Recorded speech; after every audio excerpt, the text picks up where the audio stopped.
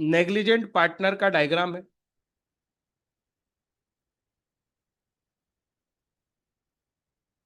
नहीं, negligent partner तो पढ़ लिया हमने। नेग्लिजेंट पार्टनर तो पढ़ लिया ना। हाँ, नेग्लिजेंट पार्टनर पढ़ लिया है।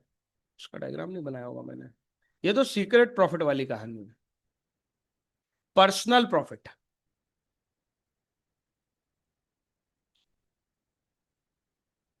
एक पार्टनर फर्म के कॉमन गुड के लिए काम करेगा, ये पहला प्रिंसिपल था, याद है। और ये बिल्कुल अपोजिट बात लिखी है यहां। पर्सनल प्रॉफिट बना रहा है। Partner can not use firms position for private. Sir मतलब आप ये कह रहे हो कि अगर हम तीनों मिलके फर्म बनाते हैं और मेरा कोई पर्सनल बिजनेस है तो मैं उसमें प्रॉफिट नहीं कमाऊंगा? ऐसा नहीं कह रहे हम यहां पे ये कह रहे हैं कि हमारी फर्म की पोजीशन को तुम इस्तेमाल करते हो कि मैं उस फर्म में पार्टनर हूं, और इस पोजीशन का इस्तेमाल करके तुम अपना पर्सनल गेन कमाते हो। तुम अपना पर्सनल बिजनेस अलग रखो, उसमें खूब पर्सनल गेन कमाओ। पहली चीज, वो फर्म से कंपटीशन में नहीं होना चाहिए।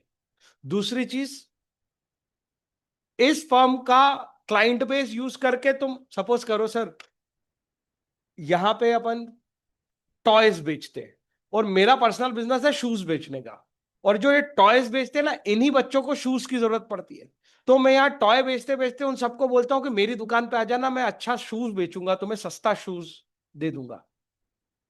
तुमने किसकी पोजीशन यूज की? तो ये प्रॉफिट क्या होना चाहिए, बताना चाहिए आपको बाकी पार्टनर्स को। कहीं नहीं लिखा सेक्शन 16 में कि दे देना चाहिए, वो डिसाइड होगा आपस में क्या करना है। वर्ड है अकाउंटेड फॉर, इसका हिसाब होना चाहिए। प्रॉफिट कमाना मना नहीं किया है, क्या वर्ड यूज किया है? फर्म्स पोजीशन इस्तेमाल करके प्राइवेट गेन करोगे। भाई फर्म की पोजीशन इस्तेमाल है तो फिर गेन तो फर्म का होना चाहिए ना। तो ये क्लियरिटी कर लो कि कहीं एक्ट ये नहीं बोल रहा कि आप पर्सनल बिजनेस नहीं कर सकते being a partner in a firm. कहीं बिजनेस ये नहीं बोल एक्ट ये नहीं बोल रहा कि आपको वो पर्सनल गेन फर्म के साथ बांटना पड़ेगा। वो किस चीज से बचाने की कोशिश कर रहा है फर्म को और बाकी के पार्टनर्स को, कि फर्म की पोजीशन का इस्तेमाल करके कोई पर्सन पर्सनल गेन करके अपनी जेब में रख लेता है। केवल ये बचाना है। लॉजिक समझ में आया? देखो, ये भाई साहब खड़े खड़े मुस्कुराते हुए सोच रहे हैं I will sell my own goods to the firm. देखो कितना होशियार आदमी। इसका कोई पर्सनल बिजनेस होगा, उसका वहां से वो सेल करता है, फर्म को वही वाला गुड्स चाहिए होगा। मैं अपनी फर्म का बिजनेस बेच देता हूं, और देखो वर्ड क्या यूज किया है, हायर प्राइस पे। मतलब ये गेन किसकी जेब में जाएगा? अकेले इसकी पोजीशन इस्तेमाल हुई है फर्म की। तो मैं ना भावुकता मत जाना, कीवर्ड को रिलेट करके बताना पड़ेगा कि क्यों गड़बड़ है। जो गेन किया पर्सनल किया, पोजीशन इस्तेमाल की फर्म की। अगर ये दोनों बात आ गई तो सेक्शन 16 लग गया। इसका होगा क्या, देखो जरा आगे बताते हैं। ये दोनों, ये भाई साहब टेंशन में आ गए देख के परचेज इनवॉइस को, कि यार इतनी महंगी इनवॉइस। ये बी से बोल रहे हैं you sold your goods to the firm at a higher price without telling us. समझ में आया कि नहीं आया? इस तरह के हिडन गेन को क्या करना पड़ेगा, अकाउंटेड फॉर करना पड़ेगा। We must be transparent with each other. ये देखो समझा रहे भाई साहब, all profit earn using the firm's position belong to. तो कहानी, ये तो एक स्टोरी लाइन थी। अब जरा प्रोविजन पे आते हैं, देखो जरा क्या लिखा है। पार्टनर कैन नॉट, सीधा बोला है एक्ट ने, can not earn personal profit from from firms transaction. ये तो एक एग्जांपल था। From firms property, from business connection, from firms name, ले देके प्रॉपर्टी यूज करो, नाम यूज करो, बिजनेस कनेक्शन मतलब उसके ग्राहक यूज करो, या उसी के साथ ट्रांजैक्शन करो, किसी भी तरीके से you can not earn a personal profit without consent. हां, अगर ऐसा करना चाहते हो तो पहले फॉर्म में बात करो पार्टनर से। आई होप मेरी बात समझ में आई कि नहीं। और वर्ड यूज है कंसेंट, बताना नहीं है। सहमति चाहिए, परमिशन चाहिए, एक्सेप्टेंस चाहिए, इस बात का अंतर है। समझ में आई बात। Disclose the facts. हो सकता है केस स्टडी ऐसी बने कि उसने तो डिस्क्लोज कर दिया था, वो ये क्लेम कर रहा है, तो क्या बच जाएगा वो, मतलब प्रॉफिट रख सकता है अब। कंसेंट होनी चाहिए आपकी, पार्टनर्स की। आप फर्म की प्रॉपर्टी से पैसे पर्सनल कमा रहे हो, फर्म के नाम से पैसे पर्सनल कमा रहे हो, सबकी कंसेंट चाहिए तो रखोगे, नहीं तो वो प्रॉफिट किसका है, फर्म का है। कठिनाई है, कुछ समस्या है तो बता दो भाई। इंपॉर्टेंट प्रोविजन था, इसलिए कल नहीं लिया था मैंने, कल बोला था बहुत सारी बातें हो गई हैं और वो खो जाएगा बेचारा, जो उसकी मेन बात थी। A partner purchase goods from the firm for his own stock at a higher price without disclosure. ऊपर वाली कहानी लिखी हुई है, फर्म के बिहाफ पे भी खुद ने खरीद लिया और उधर अपनी दुकान से खुद ने बेच दिया। मैं पार्टनर हूं तो मैं तो फर्म का प्रिंसिपल और एजेंट दोनों हूं ना, तो मैं खरीद लाया मेरी दुकान से महंगा। रिजल्ट क्या है, मस्ट अकाउंट फॉर। ये किसका फर्म है, ये किसका प्रॉफिट है, फर्म का प्रॉफिट है। और अकाउंट फॉर होने का मतलब ये फर्म की बुक्स में जाना चाहिए, और क्या होना चाहिए, शेयर होना चाहिए, इसकी रिकॉर्डिंग फर्म में होनी चाहिए। बात समझ में आई। एक और कहानी होती है जो इससे रिलेटेड है, दैट इज कंपीटिंग बिजनेस। मैंने बताया था कि सपोज अपनी एक फर्म है, और अपनी फर्म में हम क्या करते हैं, हम मोबाइल बेचते हैं, और मैंने घर पे एक पर्सनल स्टोर खोल रखा है छोटा सा, तुमको बिना बताए, वहां पे भी मैं मोबाइल बेचता हूँ। और मैं यहाँ के कस्टमर को धीरे से कान में बोलता हूँ, अगर इससे 50 रुपए सस्ता चाहिए तो मैं एक व्हाट्सएप पे लोकेशन भेज रहा हूँ, वहां चले जा, यही तुम यहीं खड़े हो, और मैंने उसको बता दिया कि वहां चले जा, वहां 50 रुपए सस्ता मिलेगा जितने पे तू भाव कर रहा है। अगर कोई पर्सन ऐसा कर रहा है, या यहाँ के ही क्लाइंट भाई कंपटीशन में बिजनेस खोलेगा तो कहाँ के क्लाइंट सॉलिसिट करेगा बताओ। सेम चीज जो तुम फर्म में कर रहे हो वही बिजनेस तुम पर्सनल कर रहे हो, तो ये तो होगा। Partner starts identical business and earn profit, क्या होगा, ऑब्वियसली ये प्रॉफिट उठा के किसको दे दो। कौन सा सेक्शन बोलता है, 16। समझ में आई बात की नहीं आई।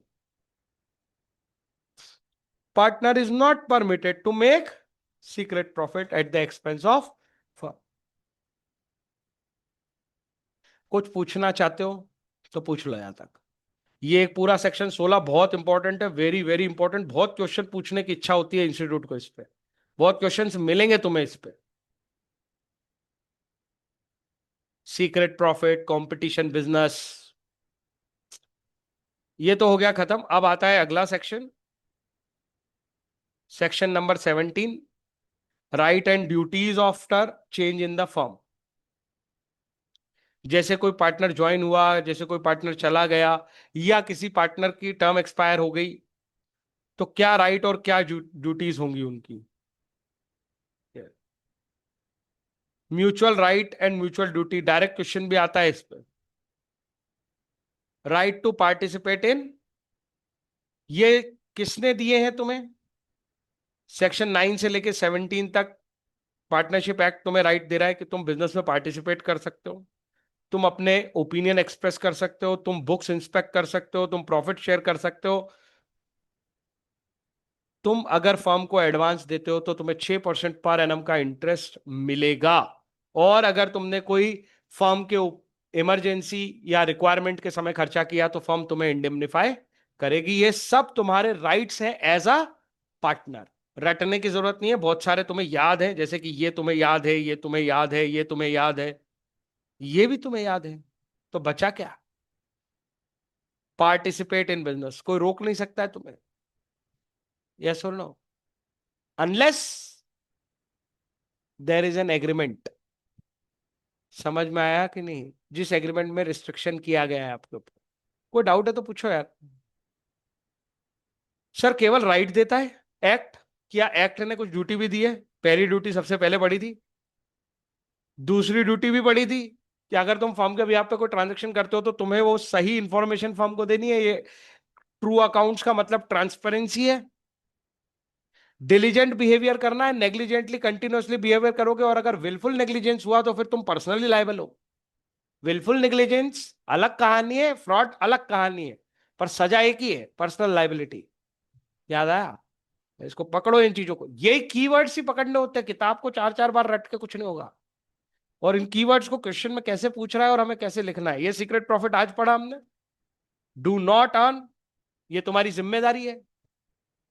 अरे ड्यूटी है, तुम्हारी ड्यूटी है। तुम्हें ट्रांसपेरेंट रहना है, तुम्हें गुड फेथ मेंटेन करनी है, गुड इंटेंशन से काम करना है, डिलीजेंटली बिहेव करना है, मतलब केयरफुल होकर काम करना है, कंटिन्यूअसली मिस्टेक करके फर्म का लॉस नहीं कराना है।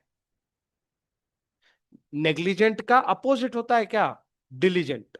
सीक्रेट प्रॉफिट्स नहीं कमाने। नॉट टू compete, फर्म के साथ खुद ही कंपटीशन मत करो। और ऑब्वियसली फ्रॉड और विलफुल निग्लेक्ट नहीं चलेंगे। सब पढ़ रखे कि नहीं तुमने? जब क्वेश्चन आएगा ना तो तुम इसको सीधे यूज करोगे कि ये राइट्स हुए और ये ड्यूटी है। अगर इसके ओरिएंटेड क्वेश्चन आया तो यू कैन राइट दैट।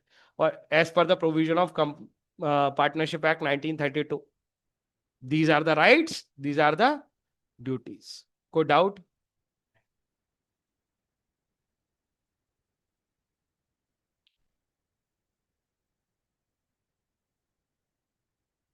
ठीक है, फोटो देख के समझ लो, यही सब लिखा है, कुछ नया नहीं है।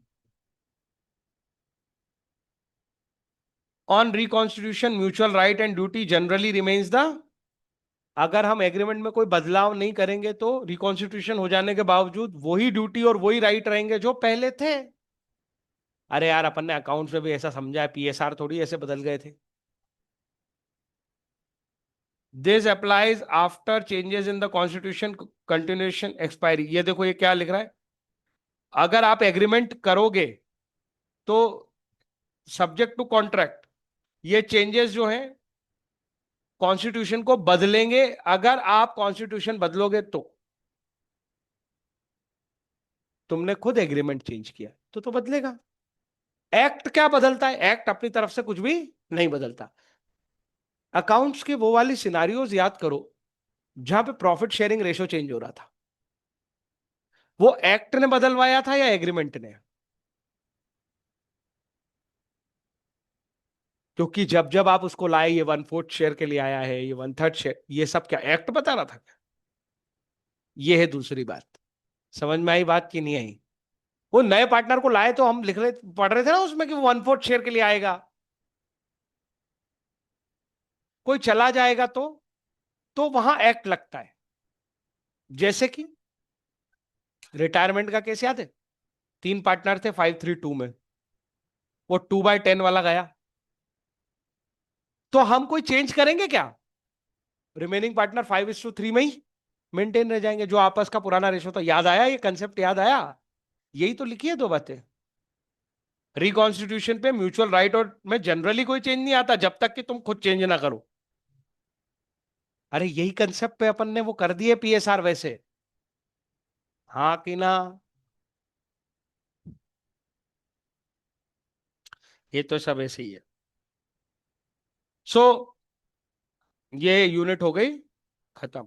इसको रिवाइज करो, इसके क्वेश्चंस करो पार्टनरशिप के।